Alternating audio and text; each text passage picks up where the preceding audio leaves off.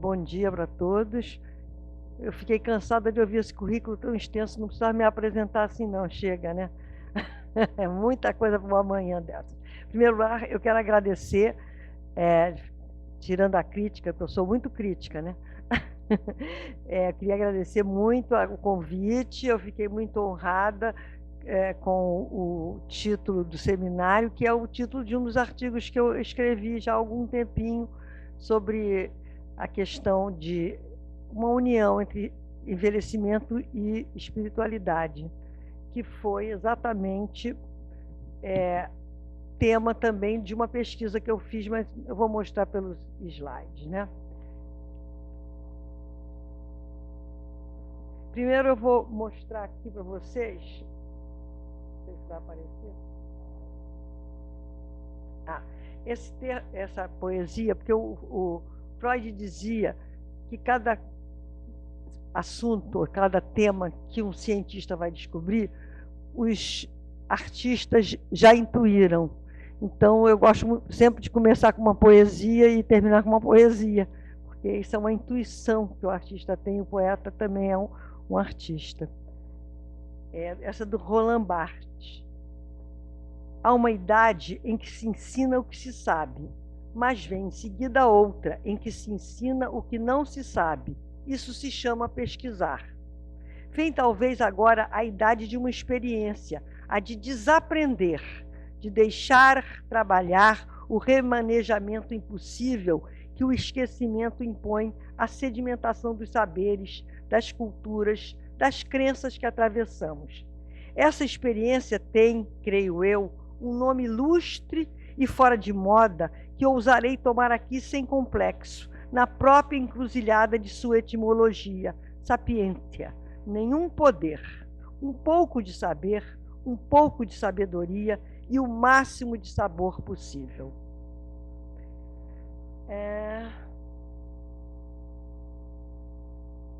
Bom, então, primeiramente, eu vou mostrar para vocês que... Acho que tinha um antes, mas tudo bem. Eu vou falar aqui do ponto de vista de psicologia. Então, a psicologia é uma ciência, que é uma atividade dos seres humanos, né? É uma atividade humana, que se propõe à descoberta da verdade e que traz alguma evidência que essa verdade foi descoberta. Só que a ciência é igualzinha ao matrimônio, às relações afetivas. Ela está sempre pronta para terminar quando aparece uma alternativa melhor ou quando aquela teoria mostra muitas contradições. Então, a ciência também ela não é imutável, ela vai mudando. Tanto que o conceito de saúde foi mudando ao longo do tempo, né? O conceito de morte em ciência, porque antigamente morria quem parava o coração, vocês se lembram, agora é a morte cerebral. Então, a ciência vai mudando e suas aplicações também vão mudando. A ciência, por exemplo, em relação à saúde, era um bem-estar físico e psíquico. Agora já é um bem-estar físico, psíquico, social e espiritual. Então, foi incluindo algumas situações e retirando outras. Aqui eu vou falar sobre juventude e velhice. Para mim, são constructos... O que é constructo, aliás? Constructo é um conceito inserido na literatura científica, né? Porque o conceito, por exemplo, conceito é uma palavra. Quando ele é um conceito concreto, como casa, todo mundo fecha o olho e pensa em casa. Aí vai aparecer aquele protótipo daquele desenho infantil, não é isso? Fica na imagem nossa um desenho infantil de casa. Sorvete, aparece um palitinho, enfim, mas o que é concreto, a gente vê. Mas o que não é concreto, como é que fica? É difícil, muito difícil. Então, por exemplo, velhice, juventude. Como é que a gente vai definir isso? Como é que a gente vai definir felicidade, liberdade, solidariedade? Todas essas palavras que são substantivos não são substantivos concretos, são substantivos abstratos na nossa, né, gramática. Então, como é que a gente vai definir? Cada um tem uma ideia do que seja espiritualidade. Hoje mesmo, no café da manhã, eu fui inquirida por um jovem, o que eu estava fazendo aqui em Santa Catarina, enfim.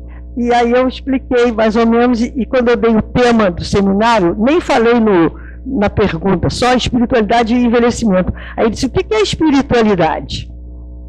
Quer dizer, não se sabe. Envelhecimento, ele já deve ter uma ideia que é aquela pessoa carcomida, morrendo, você devia ter uma ideia. Mas a espiritualidade não tem a menor ideia. Por que não tem a menor ideia uma pessoa jovem? Formado até bem jovem, mas já diplomado em ciências jurídicas. Então, por que ele não tinha uma ideia? É porque nós vivemos num mundo tão materialista, tão imediatista, que espiritualidade, o que é isso? Não sei. Então, eu para ter uma ideia também, vamos dizer, um pouco mais científica, porque, como está ali no slide, juventude e velhice são construtos teóricos que, quando utilizados a serviço do materialismo e do utilitarismo, respaldam a supervalorização do jovem produtivo em detrimento do idoso, aposentado e distanciado do mercado de trabalho, pois em nossa sociedade a possibilidade de produzir, consumir economicamente é vista como o que confere sentido à existência de homens e mulheres. A prova eu tive hoje no café da manhã. Mas se a velhice, enquanto destino biológico, é uma realidade, isso aí é a Simone de Beauvoir quem falou, não fui eu não. Mas se a velhice, enquanto destino biológico, é uma realidade que transcende a história, não é menos verdade que este destino é vivido de maneira variável segundo o contexto social. Inversamente, o sentido ou não sentido de que se reveste a velhice no seio de uma sociedade coloca toda esta sociedade em questão, uma vez que através dela desvenda-se o sentido de qualquer vida anterior. Simone de Beauvoir. Então, eu resolvi fazer uma pesquisa sobre psicologia e espiritualidade, para ver o que as pessoas, o que no imaginário das pessoas, isso aí na época que eu era coordenadora de um núcleo de psicologia social, eu quis ver o que no imaginário das pessoas estavam esses termos, esses construtos, espiritualidade e envelhecimento, porque eu estava curiosa de saber exatamente o que se tornou o título do seminário. Quer dizer, se com o envelhecimento as pessoas ficariam mais ou menos espiritualizadas, e por quê? Mas antes de fazer essa pergunta às pessoas, eu tinha que também ver o que elas entendiam por envelhecimento, o que elas entendiam por espiritualidade, porque cada um tinha um entendimento. Nesse caso, eu fiz a pesquisa com jovens, adultos, né, que eu chamava de adultos jovens até, e os mais velhos. Fiz uma gama de faixa etária para saber o que elas estavam entendendo por espiritualidade, por envelhecimento, e para ver se elas entendiam também se no envelhecimento as pessoas ficavam mais ou não espiritualizadas e por quê. Então, a pesquisa que eu fiz deu os seguintes resultados. Para a espiritualidade, umas pessoas falavam alguma coisa que nós categorizamos como ligadas ao sobrenatural, que são respostas sobre um poder supremo, religião, Deus. As respostas não foram mutuamente exclusivas. Algumas falavam mais e a gente categorizava nessas outras possibilidades.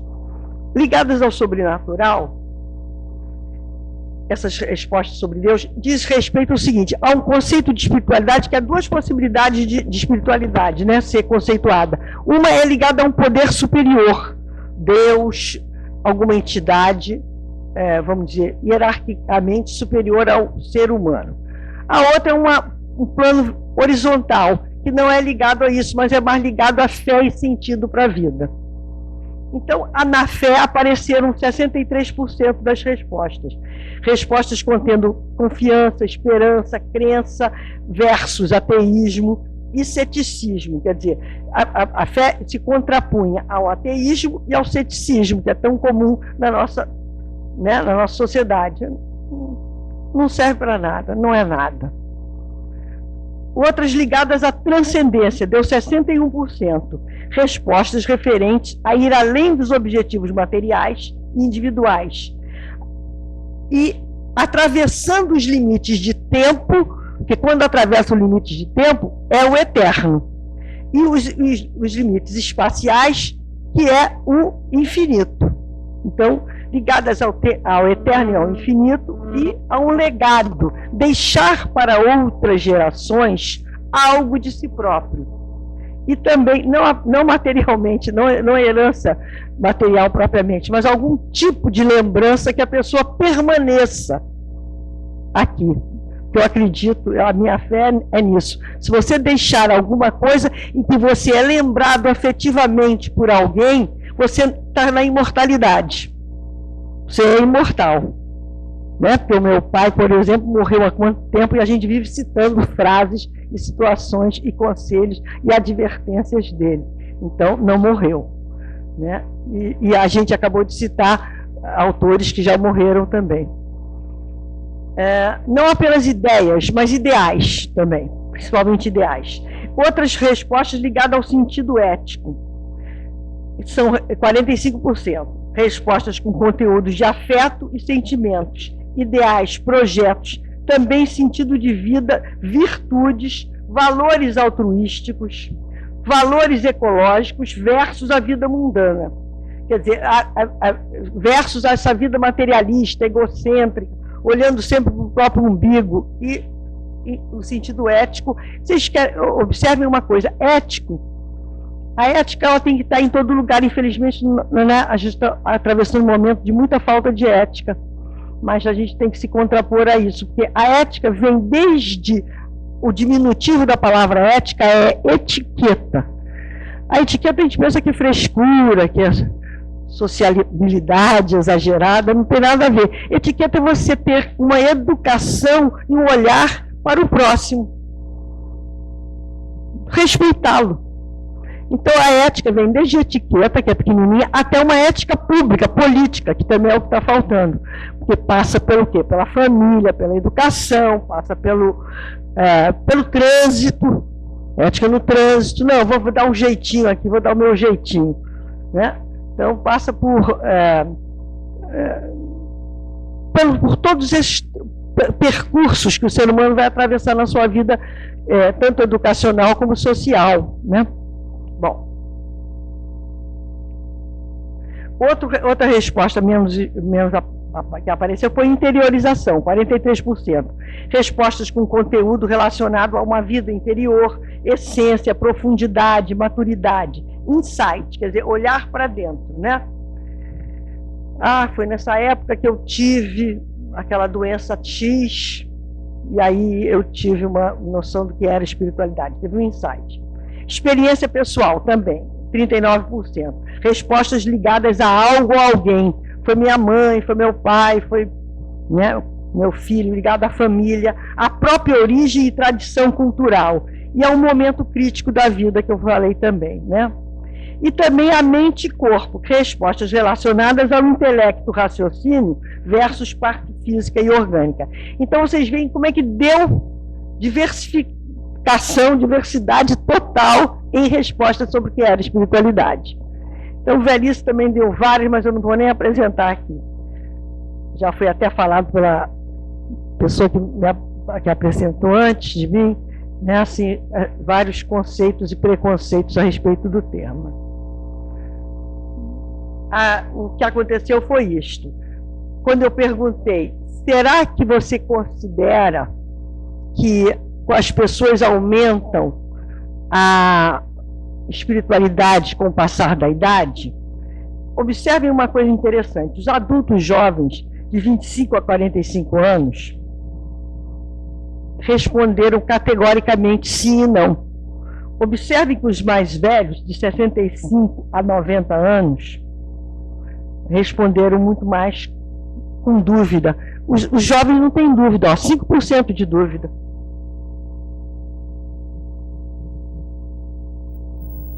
E os mais velhos, 26% de dúvida. Porque na vida a gente não sabe de nada, tudo é dúvida. Tudo é dúvida. Adultos jovens responderam sim, claro, não tem a menor dúvida, com certeza. Esse tipo de resposta que eles gostam de dar. Né? Pera, deixa eu ver. Tá? 83%. Os mais velhos responderam só 34%. Sim, que aumenta com a idade. Os mais jovens responderam, lógico, não, 12% e 5% de dúvida. Tá? E os mais idosos, 34% sim, 40% não, e na dúvida 26%. Agora as respostas de algumas pessoas. Espiritualidade, aí tá, se é masculino, feminino e a faixa etária. Espera aí só um minuto.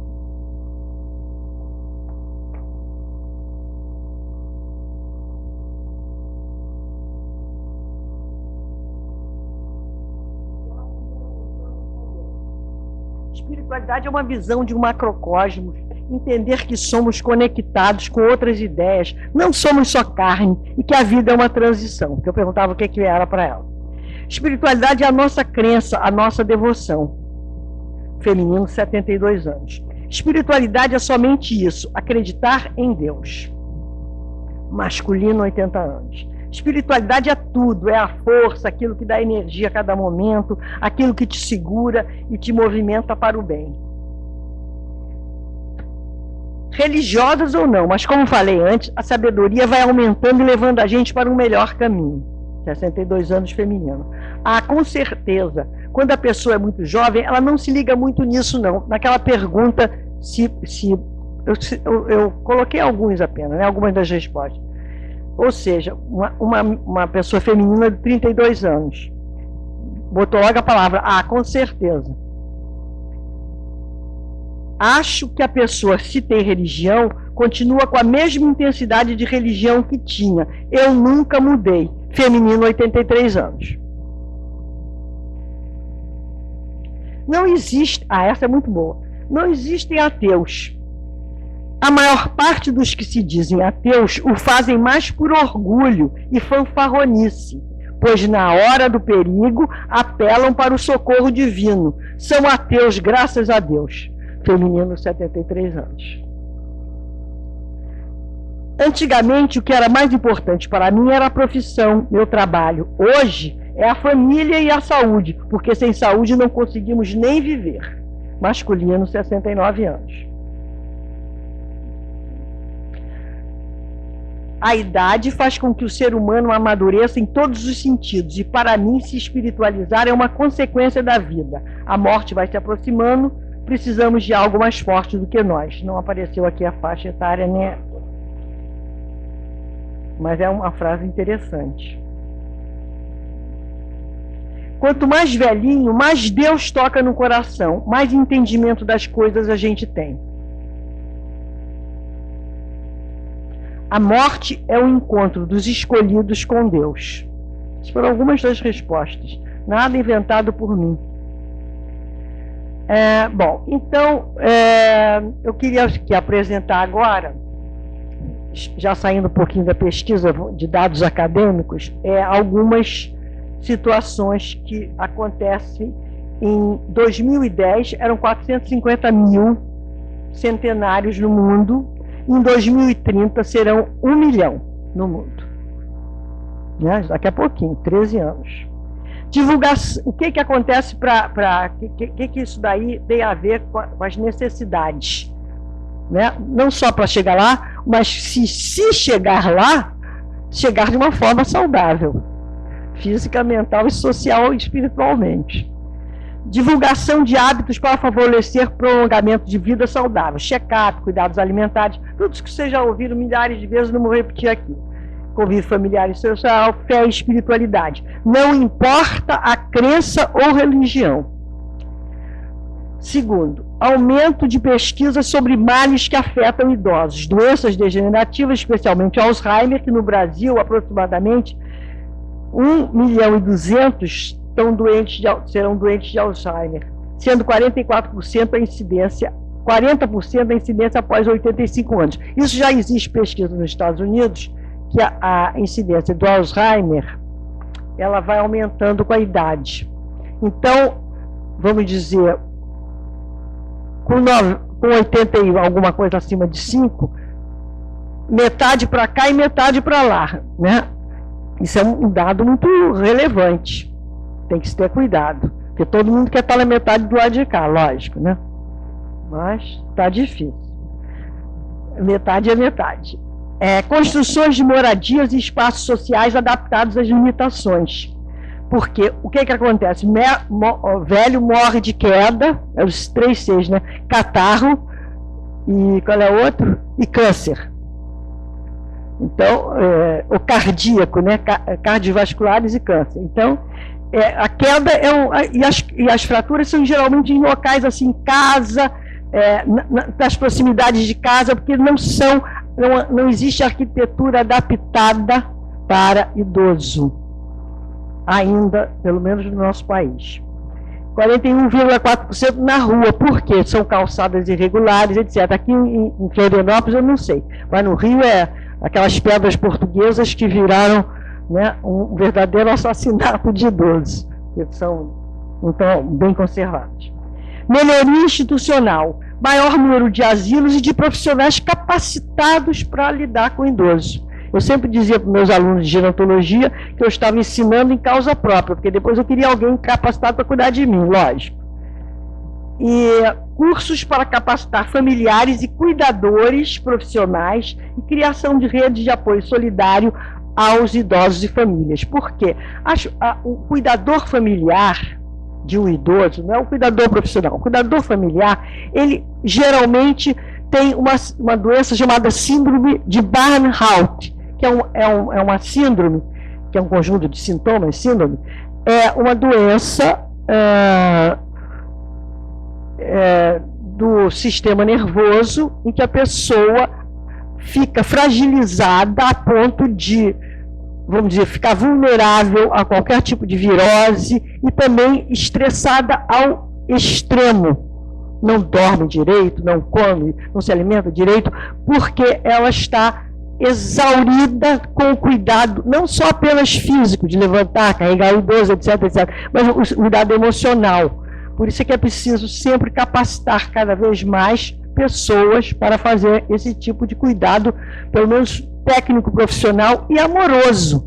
Porque não adianta ter um cuidado efetivo sem estar presente também um cuidado afetivo. Agora eu vou falar, vamos entrar na filosofia, porque filosofia chama filosofia, amor à sabedoria. Então eu gosto muito que até anterior a Cristo, vocês veem como é que as pessoas já tinham sábios nas suas comunidades. Cícero viveu de 103 a 42 a.C. e fez quer dizer, os discípulos que né, escreveram um livro de falas que ele enunciou. Então ele dizia que o que aconteceria no envelhecimento? Primeiro, a pessoa tinha que saber que ia ser excluído de alguns trabalhos importantes. Então tinha que se tornar útil na função de conselheiro.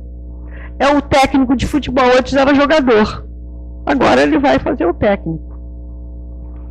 Redução da força física e do valor que estudar. Então, o que acontece? A pessoa tem que cultivar a mente e o caráter.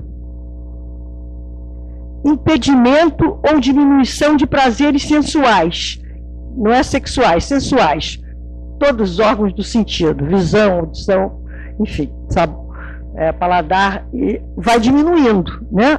As mulheres dizem que elas ficam ceguetas antes dos homens, e os homens surdos. Dizem não, isso é um fato.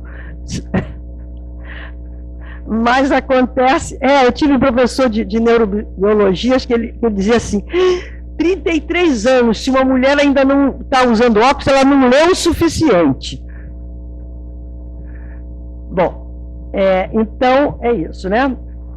Ver a morte, outra coisa importantíssima que nós vamos dar agora mesmo mostrando, crescente ansiedade sobre a morte, ver a morte como uma bênção, uma libertação das prisões do corpo. Ninguém vê, né? Ninguém vê, mas é uma coisa para pensar, para a gente ver também. E vocês sabem de uma coisa, tem uma, depois eu acho que vai até aparecer uma dessas PowerPoints aí, um desses slides. Tem uma psiquiatra, que ela antes enfermeira, ela dizia o seguinte, que na última fase do morrer, a pessoa quer se libertar das prisões do corpo. Não é aquela entrega desanimada de depressão, não. É uma entrega para o infinito. Mas isso eu acho que naquele momentinho a gente não chegou lá. Então nós todos temos um pavor da morte, né? Essa incógnita, essa desconhecida. Bom. Isso aí, olha só que ironia do destino, agora eu falar isso em pleno Brasil. Frase dele. Os mais velhos estão aptos para a atividade pública, que era o Senado romano, era dos mais velhos. Agora imagina, a atividade pública está meio contaminada, mas tudo bem. Sendo de velhos ou moços, está difícil. A velhice é a cena final dessa peça que constitui a existência. Claro que tudo que é vivo morre. Sábio, essa é muito interessante essa frase. Sábio é aquele que se submete aos ditames da natureza e ultrapassa as vicissitudes da vida com uma mente tranquila. Ui, tem que voltar. Agora não sei voltar. Espera aí.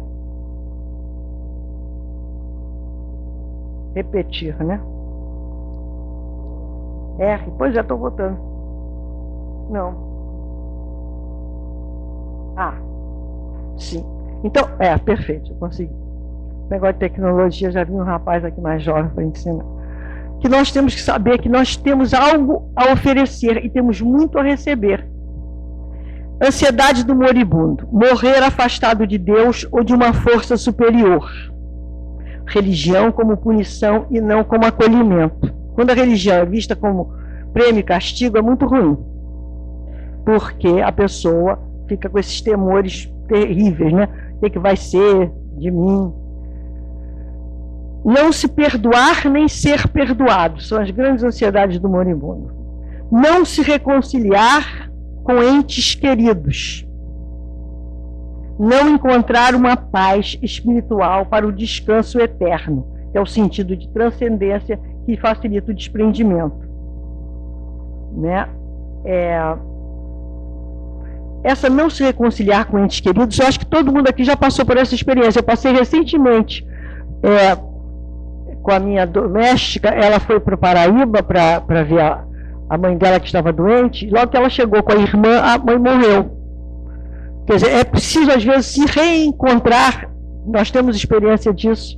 Eu acho que todo mundo já passou por um tipo dessa experiência, o moribundo querer ver aquele filho, principalmente o filho pródigo, aquele que se afastou, enfim, alguma coisa nesse sentido para se reconciliar, né, com esses entes queridos. Bom, agora, segundo Freud, ele não aceitava essa questão da religião, não. O Jung, discípulo dele, é que fez uma apreciação bem diversa dele. Mas ele falou algumas coisas interessantes sobre a morte. O desprendimento da velhice é uma evolução natural, uma maneira de ficar inorgânico. Ele dizia que nós éramos inorgânicos, voltávamos ao organismo orgânico, e depois íamos voltar para o inorgânico, o que é uma ideia da espiritualidade. Se tomarmos como verdade que não conhece exceção o fato de que tudo que vive morre por razões internas, tornar-se mais uma vez inorgânicos, seremos compelidos a dizer que o objetivo de toda a vida é a morte. É lógico, é o que está no final. Pode ser um final longo, de centenários, ou pode ser no final de recém-nascido, ou até natimortos. A não aceitação da transitoriedade pode levar ao desespero, a um luto sem fim. Sua aceitação pode levar à valorização da vida, no que ela tem de efêmero, e à substituição dos objetos perdidos por outros. Se queres suportar a vida, prepara-te para morrer. Essa frase é muito boa. o belo da religião certamente não pertence à psicanálise, ele se excluiu disso. Se queres suportar a vida, prepara-te para morrer, é muito interessante, porque numa carta que ele escreveu para, quer dizer, aliás, o Einstein escreveu para ele, perguntando se havia solução para a agressão humana, se haveria destruição com tantas guerras, etc., se haveria alguma solução para isso. E ele disse que havia, por duas razões. Que o mundo, quer dizer, o ser humano não acabaria por duas razões. Não acabaria um agredindo ao outro, por duas razões. A primeira, por medo das consequências. E a segunda seria pela possibilidade do evoluir da civilização através de educação. Os seres humanos, ele disse, os seres humanos são educáveis.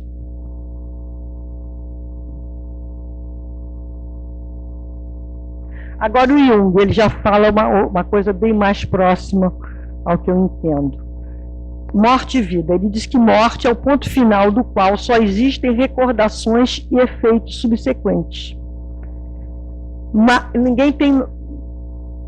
Ninguém assiste a sua própria morte, né?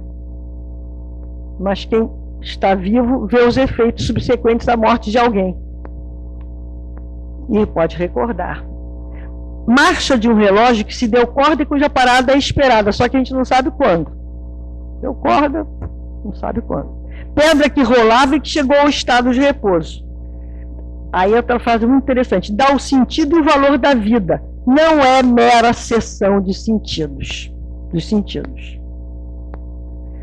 Os jovens com mais medo pânico da vida, do mundo, do futuro, ao mesmo tempo em que desejam ardentemente, quando envelhecem, têm mais medo da morte.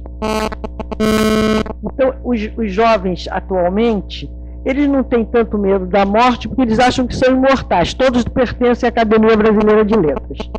Não vão morrer. Agora, então eles se arriscam muito mais. Os jovens morrem muito mais de acidentes e incidentes. Os mais velhos são mais precavidos, têm mais, né? Se preservam mais, já viram tanta coisa. Bom, e também alguns reconhecem suas limitações.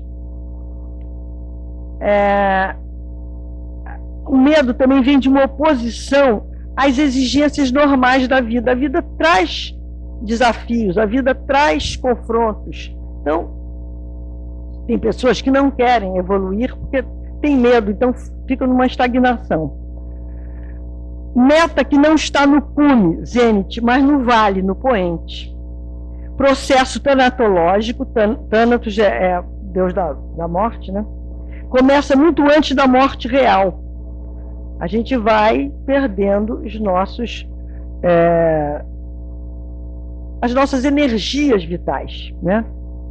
Da meia-idade em diante, só aquele que se dispõe a morrer conserva a vitalidade. Por quê? Porque a segunda metade da vida não significa expansão, exuberância, mas recolhimento.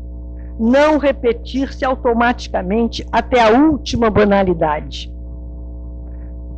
Porque as pessoas muito fixadas no material, elas ficam se repetindo nas frivolidades, nas futilidades, e a gente tem que entrar num processo de interiorização, de um conhecimento maior. Porque o que acontece?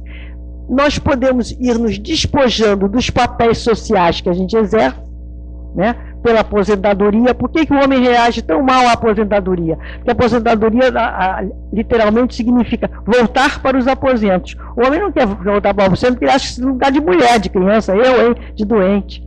Agora, a mulher já está mais acostumada ali, está nos aposentos, porque a mulher trabalhou, né, esse pessoal dessa geração, todas as mulheres trabalharam. Então, ela fazia sua dupla função, volta para uma das funções dela, fica menos difícil.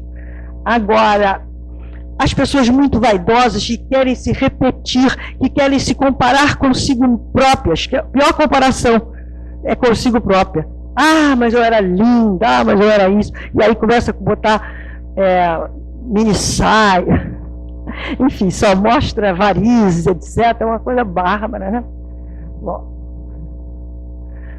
para quê, né? Tem outras coisas para mostrar. tem generosidade, tem fraternidade, tem bondade, tem muitos, né, dados espirituais para mostrar. Morte tabu no mundo contemporâneo. O que que acontece? Desde as antiguidades existem rituais para aplacar a ira dos deuses, que são os egípcios.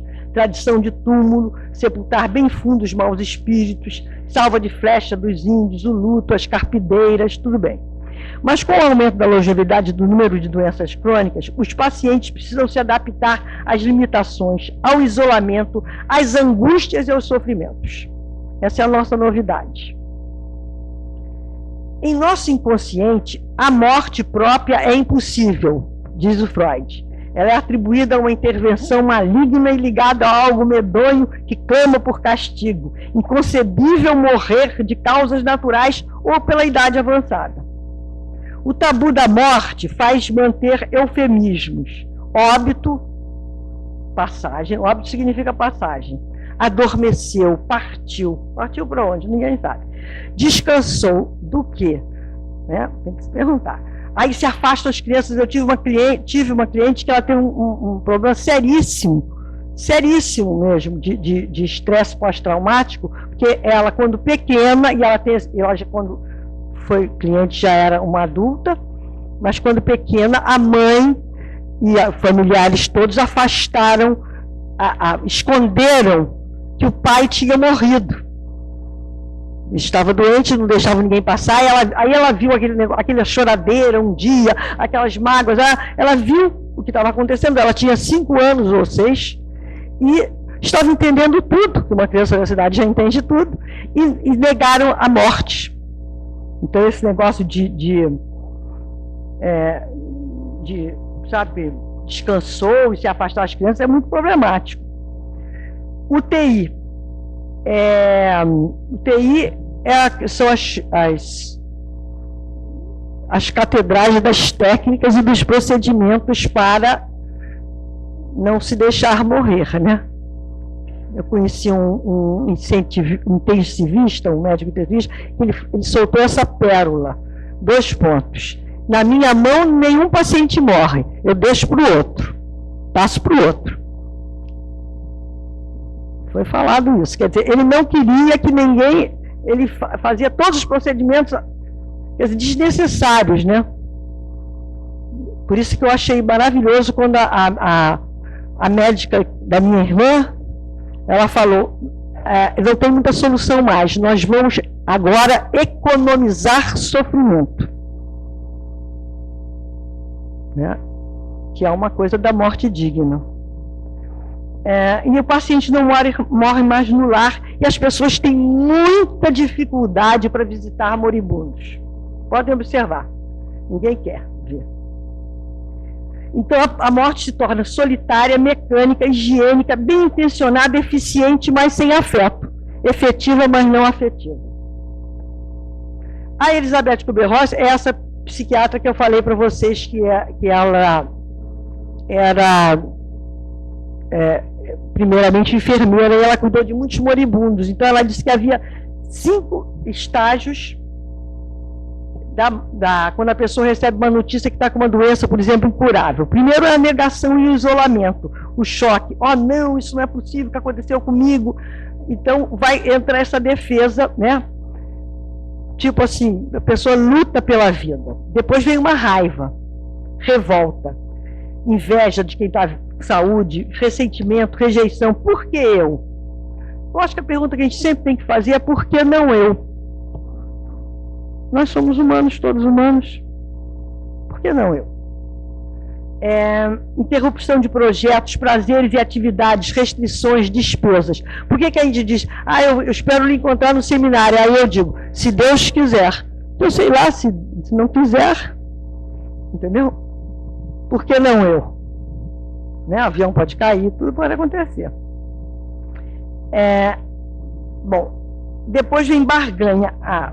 Acordo para adiar ou deter o desfecho inevitável. Aí a pessoa faz promessa, tem muita culpa. É como uma criança, primeiro ela exige, depois ela pede. Criança nessa, me dá. Você não dá, mãe, me dá.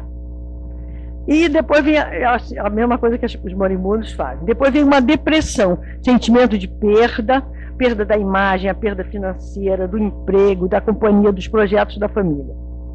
Primeiro é uma depressão reativa, deixou de ter e ser. Depois, depressão preparatória, perda dos objetos amados para desapego do mundo. A pessoa tem uma saudade do que ficou. E aí vai tendo que eliminar essa saudade. E, finalmente, aquilo que eu falei anteriormente sobre aceitação. Mas aí é quando já está no último estágio mesmo. Luta cessa, fuga de sentimentos, estado de beatitude. Não se trata de desânimo resignado ou sem esperança, nem estado de felicidade. É um desligamento, é um desejo de paz. É quando a pessoa diz, cansei. Mas cansou mesmo. A gente tem medo da própria morte, morte própria, e tem medo da morte do outro. Por quê? De morrer. É um sofrimento pessoal, uma indignação pessoal. Do outro é um sofrimento vicário, você sofre através do outro. E uma desintegração vicária. Você, na medida que você está vendo o declínio do outro, você também vai se desintegrando de alguma forma mentalmente. É por isso que as pessoas têm tanta rejeição a visitas de moribundo. Medo da morte, aquela coisa da religião tomada como prêmio castigo. Então é medo do castigo, medo da rejeição, não vou ser recebida por Deus, sei lá. E do outro, retaliação e a perda do relacionamento. Né? Aquele negócio de retaliação, ele vai puxar o meu pezinho depois de noite, eu fiz tanta maldade com esse. Então, da extinção, medo básico, acabar, e a forma de morrer. E é interessante que para todos as pessoas que eu perguntei, não só na pesquisa, como assim, pessoalmente, essas pessoas têm muito mais medo da dependência e do sofrimento pré-morte do que da morte em si. Todos, não tive ainda uma exceção. E do outro, abandono, vulnerabilidade, desamparo e desprezo. Quer dizer, ele vai ficar no abandono, vai ficar vulnerável, quando o outro morrer, né? Vai ficar desamparado, e aquilo...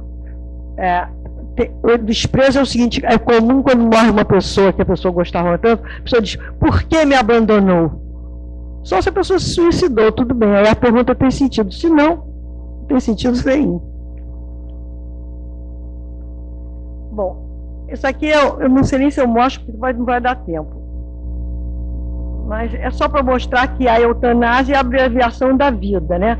A distanásia é a pessoa ficar adiando a morte, aquilo que eu falei, vou passar para outro intensivista, porque comigo não vai morrer. Então vai fazendo todos os cuidados desnecessários. A ortoanásia é uma morte digna no seu tempo, sem abreviações ou sofrimentos adicionais. É aquele outro exemplo que eu dei sobre a médica. Orto, correto. Cuidar quando curar não é possível. São os cuidados paliativos. Bom, isso aqui é a mistanásia, é a abreviação coletiva da vida pela exclusão, pela desigualdade social. Então a gente tem que ter um compromisso com a morte e vida dignas, tanto nossa quanto dos nossos semelhantes. Isso não é um problema só dos políticos, não. Sei que eles têm mais poder mesmo, evidentemente, mas de cada um de nós, né? Um cuidado conosco mesmo, porque é a teoria da aeromoça. Primeiro botar em você, porque se você não tiver abastecido, não vai poder cuidar de ninguém, né? Bota primeiro o oxigênio em você, mas tem que cuidar do outro, tem que olhar o outro, né? Tem que ser humano mesmo.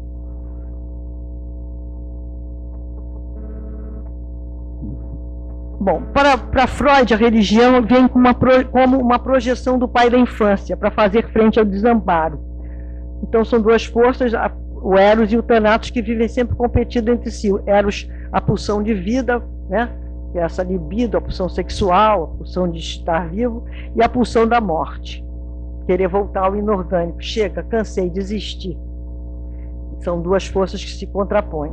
E para Jung, os símbolos religiosos vêm de uma camada profunda do inconsciente. Ele tem um caráter de revelação, e a maioria das religiões envolve um complexo sistema de preparação para a morte. A vida como uma preparação para o começo e o fim. Tanto o cristianismo, com todas as suas vertentes, incluindo o espiritismo, né, como o budismo. Qual é a diferença entre religião e espiritualidade? Religião é um sistema de crenças assimilado, atitudes, dogmas, rituais, concepção teológica da existência de Deus, né? Relação com o sagrado, expressão de um encontro com divindade nos diferentes códigos e culturas, mas haverá sempre esse encontro. E espiritualidade é uma forma de se colocar sobre o devir, sobre o vir a ser. É uma concepção teleológica, maneira de conceber a origem das coisas. Aí eu já falei para vocês, pode ser vertical ou horizontal. A horizontal, vertical, Deus, poder supremo, e a horizontal, nem todo sentido final, implica em concepção sobre o divino. As motivações e ações altruísticas, solidariedade, compaixão, justiça na relação com o próximo e com a natureza. Eu acho que tenho ainda algum tempinho? Deixa eu ver. Então, o que aconteceu com a espiritualidade no nosso mundo? Eu acredito que ela, quando tudo que chega a um ápice, depois, eu acho que o materialismo está chegando ao seu ápice, porque já está havendo, quando houver uma decadência do materialismo e do hedonismo, prazer a qualquer custo, o declínio das certezas, o desencanto, o abalo do ecossistema, tudo já está, né? A gente já sabe que dos terremotos, desaparecendo as situações aí com o auxílio do presidente dos Estados Unidos, enfim, tudo muito problemático, né? E a anestesia dos afetos, uma desumanização. Então, vai emergir uma construção formada de fé e sentido. E também está havendo um deslocamento de rituais, dogmas e doutrinas para o sujeito. Retalhos, o que é a espiritualidade? São retalhos de tradições orientais, do cristianismo, esoterismo, ecologia, até psicologia. Psicologia junguiana, psicologia transpessoal. E agora ela é tanto do interesse de teólogos como de cientistas. Trata de tornar os seres humanos mais solidários e corresponsáveis, porque a gente precisa ter compaixão. Compaixão. Ninguém pode se sentir superior nem inferior. Tem que ser na comunhão com. E redescoberta do outro e do outro, o ser superior. Bom, eu acho que eu vou deixar aqui. Fé, eu acho uma coisa importante. Impulso espiritual que norteia as atitudes humanas. É uma confiança esperançosa, é uma oposição à descrença. 10 minutos? 5 minutos? Tá.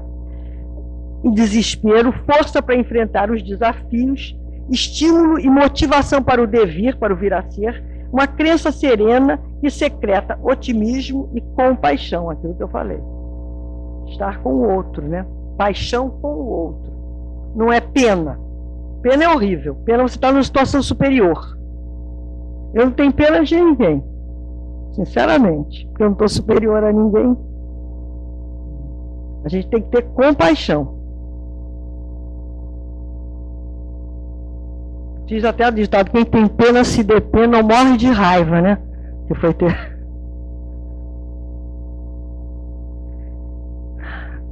Isso aí eu já falei mais ou menos.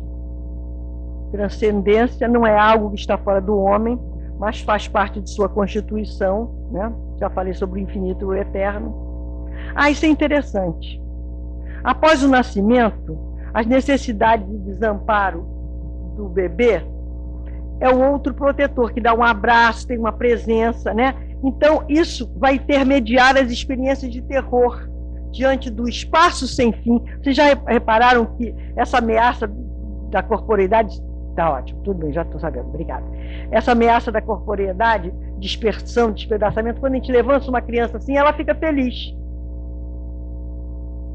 Porque ela tem certeza que a gente vai segurar.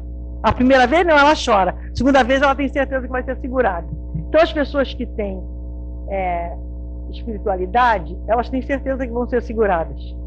De alguma forma ou de outra. Não tem mais aquele pavor do bebê. Queda sem fim, experiência da gravidade, sofrimento e solidão infinitas. Né? A gente tem que deixar de achar que a solidão é exclusão. A solidão pode ser meditação. Pode ser uma solidão bem-vinda.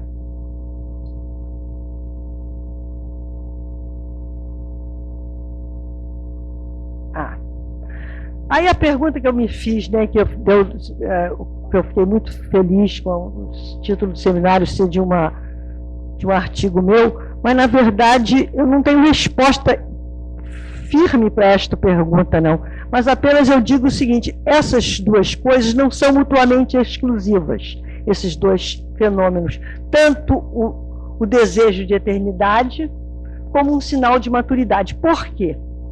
O desejo de vida após a morte pode gerar esperança que estimula a abrir caminhos para se viver os anos mais tardios, com motivação e projetos, conduzidos por atitudes serenas, amadurecidas e equilibradas, portanto, sinal de maturidade. Se eterna for, a vida pode ser mais terna. Então, para terminar, eu vou ler duas poesias. Uma do Menotti Del Pitta, sobre o final. Que sabes sobre a morte, sobre o final? Que sabes tu do fim? Se temes que seu mistério seja uma noite, enche-a de estrelas. Conserva a ilusão de que teu voo te leve sempre mais para o alto, no deslumbramento da ascensão. Se pressentires de que amanhã estará mudo, esgota como um pássaro as canções que tens na garganta. Canta, canta para conservar uma ilusão de festa e de vitória. Talvez as canções adormeçam as feras que esperam devorar o pássaro. Desde que nasceste, não és mais do que um voo no tempo. Rumo ao céu, que importa a rota? Voa e canta enquanto resistirem as asas. E agora eu vou ler uma que eu fiz para vocês. Eternidade. Isso aí, a gente não pode mentir com poesia, né? A gente diz o que está sentindo mesmo. Então aqui está o que eu senti mesmo. Tenho ultimamente encontro comigo mesma, intimamente, cada vez mais frequente. Sei que breve e provavelmente, lentamente ou de repente, qualquer encontro com outros ou comigo será interrompido. Espero que nesse instante o corpo também se vá, e não somente a mente. Mas o que se passa nesse encontro íntimo, quase uma oração. Falo do perdão, do passado, repleto de acertos e erros, ações e emoções, azar e sorte. Nesse passado perdoado, vou dando um singelo corte. E falo um pouco do futuro, menor a cada dia, porém sem agonia diante da morte. Mas principalmente, insistentemente, falo do presente e agradeço ao ente que me dá diariamente este presente. Mais um dia para viver. Que alegria! Para poder trocar, desapegar, remanejar, cooperar, participar, doar. E até partir, como parir sem dor, com muito amor. E sinto que, a despeito da idade, fragilidade, capacidade, já vivo hoje, só por hoje, a eternidade. Muito obrigada.